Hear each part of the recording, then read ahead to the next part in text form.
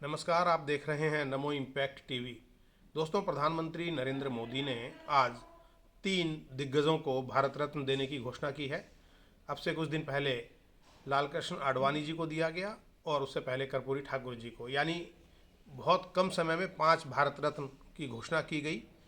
चर्चाएं चल रही हैं, हालांकि सभी लोग भारत रत्न के लिए एक मतलब उत्कृष्ट व्यक्ति होंगे, इसमें कोई शक नहीं है, लेकिन एक साथ 5 भारत रत्न देने को राजनीति से जोड़कर देखा जा रहा है। कहा जा रहा है कि चूंकि अजीत सिंह की पार्टी से गठबंधन होने जा रहा है जयंत चौधरी से, इसलिए भारत रत्न दिया गया है चरण सिंह जी को। हमारे साथ हैं डॉक्टर नंदकिशोर गर्ग, जो राजनीतिक विश्लेषक हैं। आप किस तरीके से देखते हैं जो आरोप लग रहे हैं कि अब चुनाव से ठीक पहले भारत रत्न की घोषणा, और खासतौर से चरण सिंह जी को? कर्पूरी ठाकुर जी को भारत रत्न अभी दिया 1 महीने पहले। जी। पिछड़ों के, अति पिछड़ों के, वो नाई जाति से थे, परंतु बिहार के अंदर उनसे ईमानदार व्यक्ति पिछले 40 साल में लोगों ने नहीं देखे। हमारे विचारधारा की दृष्टि से पक्के समाजवादी लोहिया जी के शिष्य थे। अब देर से दिया, ये तो आरोप लगते रहे हैं, उनको भी देर से दिया। ये भी कहा जा सकता है कि नीतीश उस बात से खुश हो के एनडीए में वापस आ गया। तो लोगों का काम है कहना। एक गीत था ना, फिल्मी गीत, तो लोग कहेंगे।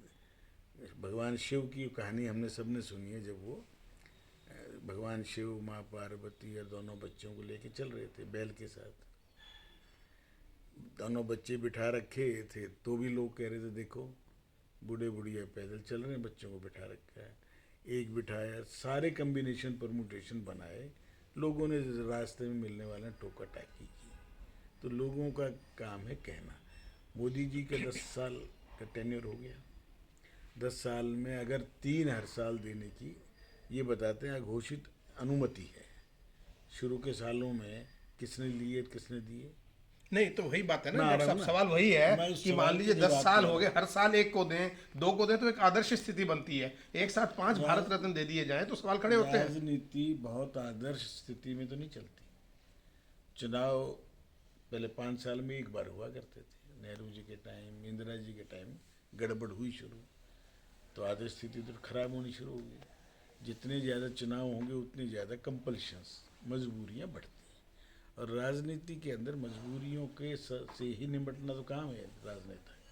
मोदी जी ने 10 साल में कितनी कठिनाइयों से निकल कर किसानों के लिए जितना काम किया, किसान के लिए जो बिल लाए थे, आज इन रेट्रोस्पेक्ट सोचो उन बिलों में क्या कमी थी जिसके कारण से बादल परिवार ने अपना भविष्य चौपट किया।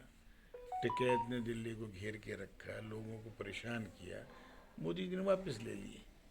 परंतु आज किसानों के लिए सबसे बड़ा हितैषी इस देश में कोई हुआ है तो चौधरी चरण सिंह हुआ, जिसने लगान हुआ था। तो आज की पीढ़ी को नहीं मालूम, लगान हटाने के लिए भी नेहरू जी राजी नहीं थे। खेती के ऊपर लगान था। तो चौधरी चरण सिंह किसान नेता रहे, किसान घाट बना हुआ है, रिकग्निशन है। लखनऊ हवाई अड्डे का नाम रखा चौधरी हुआ है। चरण सिंह हवाई अड्डा। तो कसर क्या रह गई थी? परंतु आज ये एक आवश्यकता थी।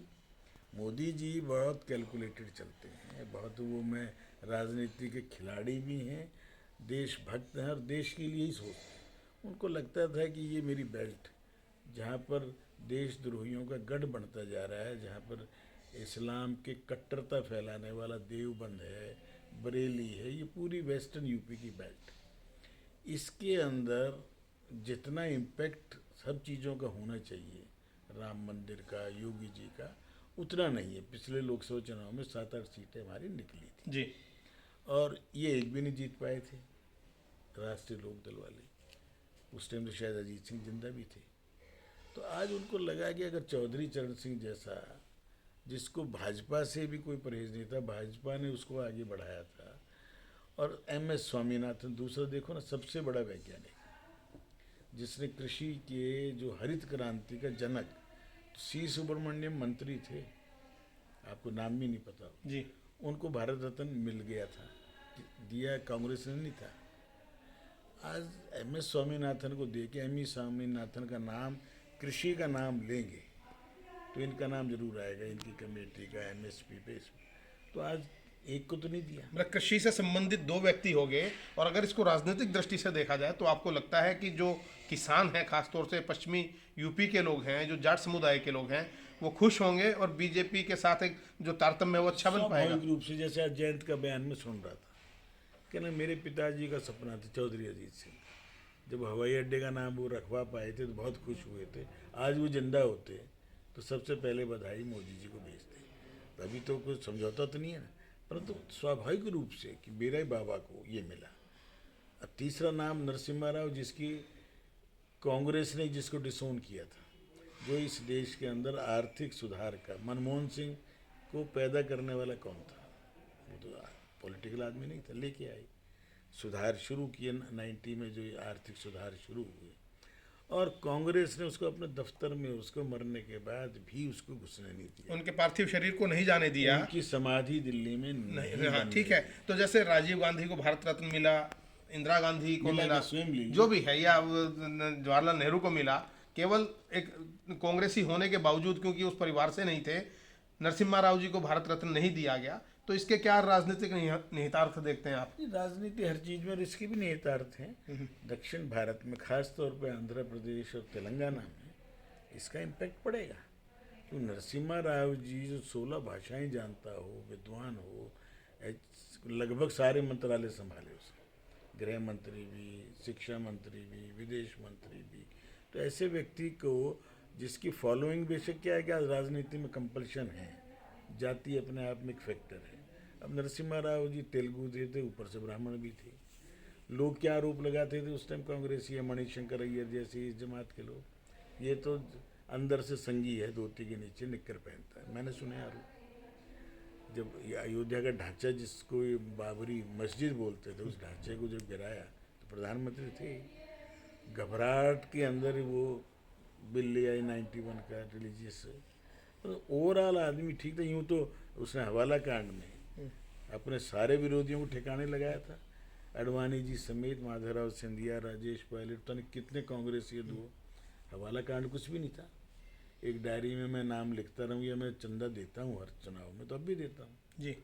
तो इस पर, परंतु नरसिम्हा राव जी को भारत रत्न देना, दक्षिण भारत के अलग देश की मांग करने वाले उन लोगों को एक थप्पड़ मार दिया है मोदी जी ने, जो दक्षिण उत्तर में खाई पैदा करना चाहते हैं। और एक सम्मान देने वाली और बात है तेलुगु सम्मान लोगों दे को। कि तेलुगु भी, तेलुगु संस्कृत से निकली हुई भाषा है। राम के जितने मंदिर आंध्रा में हैं, तिरुपति जी, ये राम के ही, विष्णु के ही तो अवतार है। ये जो भेद डालना चाह रहे हैं मोदी जी, उन सारी, वो कितनी खाइयाँ खोदे मोदी जी, उनको सबको स्पॉट करके पूरे देश को, एक राष्ट्र, एक जन, एक इलेक्शन, एक स्वास्थ्य, एक राशन कार्ड। अब गिनाने गिनूंगा मैं, 100 चीज़ गिना दूंगा कि आज आदमी का राशन कार्ड पूरे देश में एक ही से पूरे देश में ले सकता है।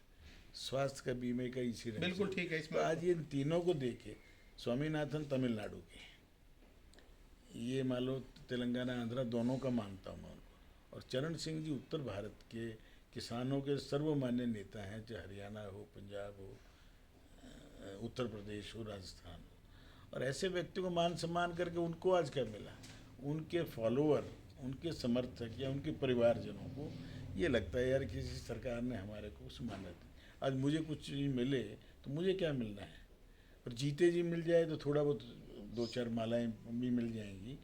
आजकल ये जो मरणोपरांत ज़्यादा, अब क्या डॉक्टर श्यामा प्रसाद मुखर्जी अगर मरणोपरांत दें तो सबसे पहले उनको दे देना चाहिए, परंतु हम इन चीज़ों में ना संघ के लोग विचार करते हैं, ना मोदी जी। बिल्कुल ठीक है जी। क्योंकि आज उनको श्यामा प्रसाद मुखर्जी के शिष्य को मिल रहा है वो, या श्यामा प्रसाद मुखर्जी के बनाए हुए नानाजी देशमुख हों, अटल बिहारी अटल जी वाजपेयी हैं, हों, लाल बिल्कुल। कृष्ण आडवाणी हों, उनको मिल गया तो उनको तो पहले ही मिल उनको गया। पहले मिल गया, बिल्कुल मेरा ठीक ये है। मानना है, अगर तुम्हें कोई चीज़ मिल रही है तो तुम्हारे पिताजी तो उसी में खुश होंगे।